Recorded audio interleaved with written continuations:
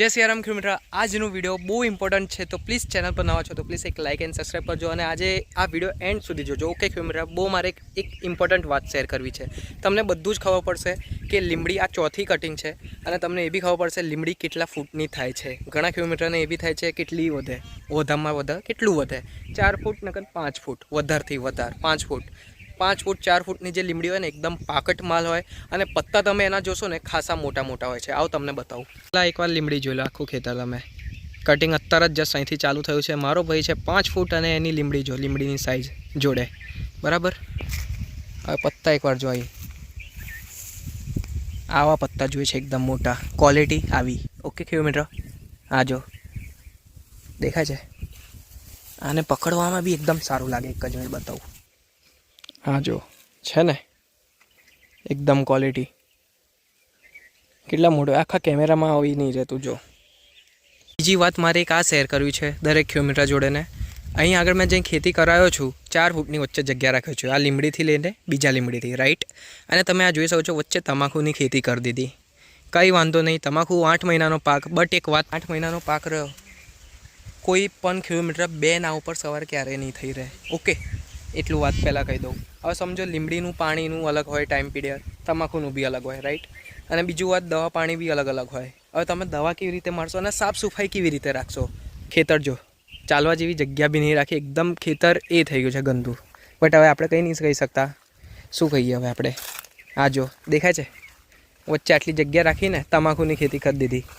હવે આટલું બધું ખૈલું જે ઉગી ગયું છે, જે લીમડીને મળવું જોઈએ બધું, ખોર ખાતર દવા પાણી, એ બધું તો આ બધું ખૈલું જ ઉગી ગયું છે એના સામે, બરાબર। આ જો માલ તો જો, મારી હાઈટ 5 ફૂટ અને 5 ફૂટ ઉપર એ આ સૌ ઉપર છે, જો લો આ છોડો। ઓકે, આને કહેવાય પાકટ માલ ખેડૂત મિત્ર।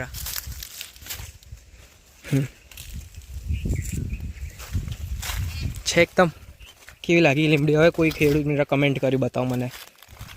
હવે જો અહીં આગળની લીમડી કેમ નાની રહી ગઈ? કેમ કે અહીં ખાઈલા પડી ગયું હતું ખાલું, અને અહીં આગળ બિયારણ આપણે આ વર્ષે જ રોપ્યા છે 2024માં, એટલે અત્યારે જો ફૂટીને આટલી આવી ગઈ, 1.5 2 ફૂટની થઈ ગઈ છે। જે ખાઈલું પડ્યું છે ત્યાં લીમડી નાની છે, અને આ 2 વર્ષ પહેલાંની રોપેલી છે।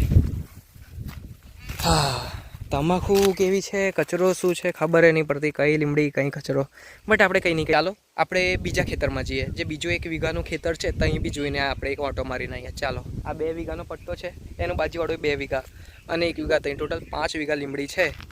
હવે એક વાત કહું, બીજી કટિંગમાં છે ને, હા આમાં બી 150 નહીં 120 મણ એવરેજ કાઢીએ બસ।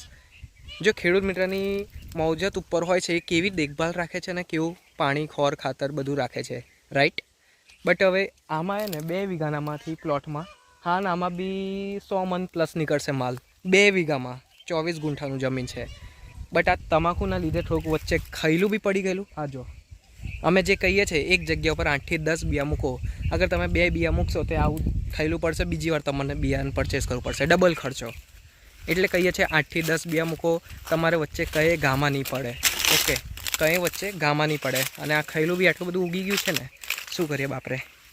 અહીં તો કટિંગ ચાલી જ રહ્યું છે, આપણે બીજા ખેતરમાં જઈએ, પેલા ખેતરમાં એકવાર જોઈને આવીએ કેવું છે। ત્યાં જોઈ શકો છો ખેડૂત મિત્ર, આ જે લીમડી રહી 1 વીઘાની જમીન છે, પ્રોપર 1 વીઘાની, અને મહિના પહેલાં જ આની કટિંગ થઈ છે, એપ્રોક્સ મહિના કે 1.5 મહિના પહેલાંની જ કટિંગ છે આ। અને એક વાત હું જણાવીશ, જે ખેડૂત મિત્ર 1 નાવ પર નહીં 2 નાવ પર સવાર થવા જાય તે સમજી જાઓ ખેડૂત મિત્ર।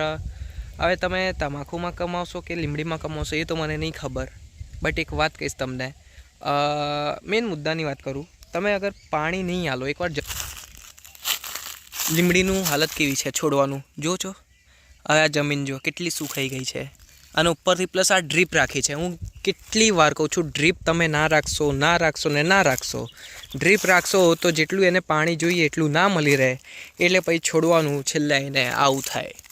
પછી તમે કહો મારા ખેતરે ગામાં પડી ગયા, બિયાનું ઉગ્યું નહીં, કે લીમડી તમારી થતી નહીં, કે આવું ને થવું ને, પછી વેપારીનો વાક કાઢો તો પછી ના ચાલે એમાં, બરાબર ખેડૂત મિત્ર। અગર તમને હું મારા ગાઈડલાઇન્સથી તમે અગર નહીં ચાલો અને એની પછી તમે મારો વાક કાઢશો તો એમાં કંઈ હું હાથ નહીં મૂકી શકતો, રાઈટ।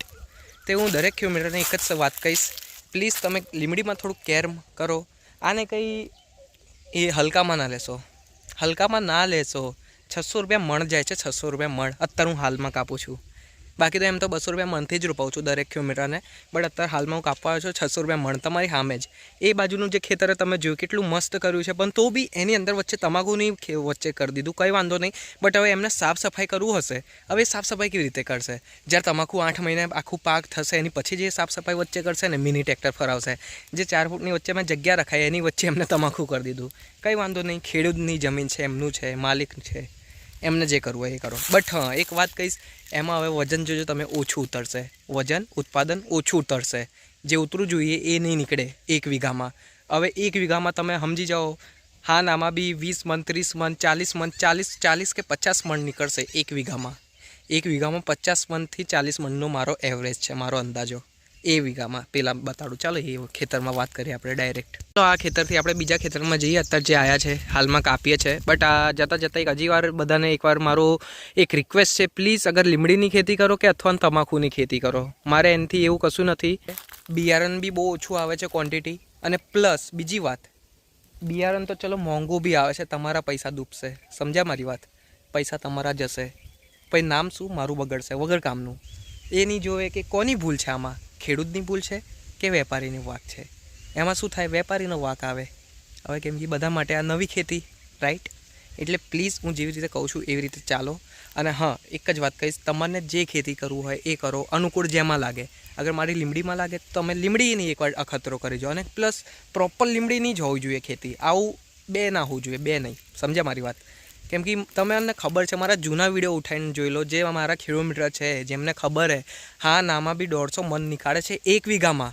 બટ એક વાત કહીશ, જે ખેડૂત મિત્રની ઉપર આભારિક હોય, મતલબ ખેડૂત મિત્રની ઉપર હોય છે, એમની કેવું છે બધું દેખભાલ, એ જેવી રીતે દેખભાલ કરશે એવું 150 મણ નીકળશે. એવરેજ ખાલી કહું ને 120થી 130 મણ, બટ સારી દેખભાલ, સારી એમની મૌજત હોય તે 150 મણ કાઢશે 1 વીઘા 24 ગુંઠાના જમીનમાં, રાઈટ? તો ચાલો આપણે બીજા ખેતરમાં જઈએ. પેલા ખેતરથી તો આવી ગયો, ચાલો અહીં જોઈએ કેટલું કટિંગ અહીં પત્યું છે ટોટલ. ઓકે, ચાલો જોઈએ, કેમ કે 2 લાઈન ક્યારનો ચાલુ કરીને ગયા, માણસો બી આવી ગયા, ફટાફટ કપાઈએ, બહુ જ મોડું થાય છે આજે. મારા જોડે બહુ આ માલ ખબર છે કંઈ જશે, ચાલો તમને એ બી કહી દો, જોધપુર જવાનું છે આ માલ. આ જે માલ રહ્યો જોધપુર જશે. ચાલો જોઈએ કેટલું કટિંગ થયું. અમુક વાર માણસ બી ના હોય, આ એક જ અંકલ છે આપણા, એક જ કાકા, આટલી તાપમાં ઘણા બપોરિયામાં. બટ હવે માલને તાપમાં આવી રીતે ના મુકાય, તે અમુક વાર આપણને બી જાતે કામ કરવું પડે છે. ઓકે કિલોમીટર, એ બી હું તમને જણાવી દઉં. કેમ કે આ લીમડી જે રહી ને, તાપમાં અગર રહેશે તે માર્કેટ સુધી લીલું માલ નહીં પહોંચે, પછી માર્કેટે જતાં ના પૈસા બી તૂટી જશે મારા. એની પછી હું આગળ ખેડૂતને શું આલીશ, સમજ્યા મારી વાત? એટલે અમુક વાર આપણે જાતે બી કામ કરવું પડે. તે ચાલો ફટાફટ લીમડીને બહાર મૂકીએ. કાકા ગયા જ છે એના ખેડૂત માલિક બીજા માણસોને લેવા, 2 માણસ હજુ લેટ થયા, બટ આપણને એમ ટાઈમસરથી માર્કેટે માલ પહોંચાડવું પડે. ઓકે, માણસો બસ અમુક વાર ના ચાલે કામ આપણું. તો બીજા 2 માણસ આવી ગયા ટાઈમસરથી, ફટાફટ અહીં કાપીશું. હેડો વહેલું કાપો. હા એવું જ કરાવી દઈએ. ના લાઈન સરથી જ આપણે પકડાવ ને. હા અહીંથી લાઈન પકડો, પહેલી લાઈન, 2 લાઈન પકડી લો, 2 લાઈન. પેલા કાકાએ તો ફટાફટ કાપી દીધું આગળ સુધી. બહુ નાની ના અને પીળી ના હોવી જોઈએ. હા, પીળી ના હોવી જોઈએ. પીળી તો એમ તો જોઈ લીધું, કઈ છે નહીં. વાંધો નહીં, હેડો તમે ચાલુ પડી જાઓ. હેડો કાકા, આટલું કામ પત્યું છે બસ. એક્ઝેક્ટલી સાંજના 5 વાગી ગયા છે. 1 2 ને 3 ને 4 બોરી ભરાઈ, હજુ 4 બોરી ભરવાનું બાકી. આ માલ જોઈ લો એકવાર, ફટાફટ આવવા દો. ચલો બોરી બાંધીને એટલું વજન થાય. મારે તો 20 મણ જેવું તો નહીં, 15 થી 20 મણની જરૂર છે અત્યારે અહીં. 20 મણ કાલે બીજો દાડે અલગ છે ઓર્ડર. ઓકે ચાલો. 40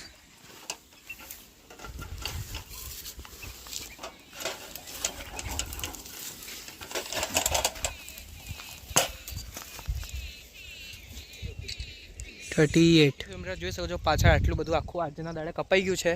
અને 20 મણથી 22 મણ છે લીમડી, ટોટલ 22 મણ જેવું. અને કાલે કદાચ બીજું કપાશે, કેમ કે આજે શું ખેડૂતના ઘરે ને પ્રસંગ છે, એટલે આજે કપાઈને આજે આટલું કપાઈને હવે કાલે બધું કપાશે. ઓકે ખેડૂત, તે કાલના વિડીયો પર આવજો. ઓકે, જેમને બી સારી લાગ્યો અને જેમને બી કંઈ પ્રશ્ન રહી ગયો તો પ્લીઝ મને કમેન્ટ કરજો, હું તમારા કમેન્ટના રિપ્લાય આપી દઈશ બીજા વિડીયો પર, નેક્સ્ટ વિડીયો પર. ઓકે, કેવી લાગી વિડીયો, લાઇક એન્ડ સબસ્ક્રાઈબ કરજો. મળીશું નેક્સ્ટ વિડીયો પર. જય સિયારામ.